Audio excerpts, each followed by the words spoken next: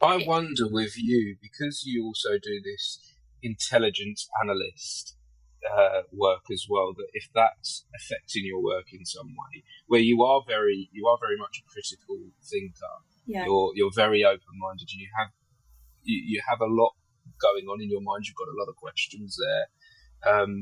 How is that affecting the work that you produce?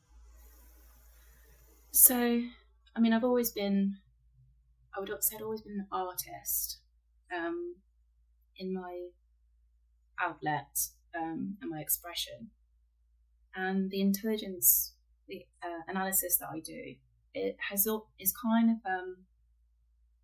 it's highly interconnected in some ways, Hmm. because when I explained before, like from a young age, I was kind of interested in why people do bad things. Um, I found it, that was a disturbing idea to me from like a young age. I just didn't understand. I needed to understand. So my thoughts about the world, um, when I got to thinking about my A levels and what I wanted to do as a degree, and I was very aware of my own sort of like emotional vulnerabilities, and I'm a very passionate person. When you're a really passionate person, it's really easy to go down a rabbit hole as well and then be Hmm. completely wrong. Um,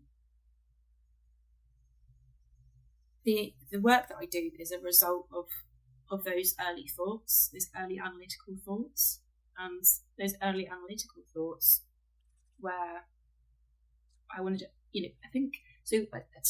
I don't want to get too academic with you, but I had a great psychology teacher when I was doing my psychology A level, and there were some stories there about responsibility, for example, that really impacted my thoughts around why bad people did not sorry, why bad things. Well, good people could do bad things, for example, and there was a particular psychologist called Zimbardo, and he has a really, really interesting book. If you've ever read it, it's quite heavy going. It's called The Lucifer Effect, and it talks about various studies about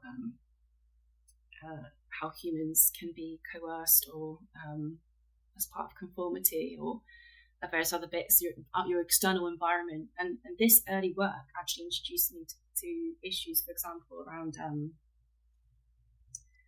torture in prison environments like Abu Ghraib, and also how, for example, like normal members of society, like in Nazi Germany and other authoritarian systems, how everyday people could get wrapped up in what's going on.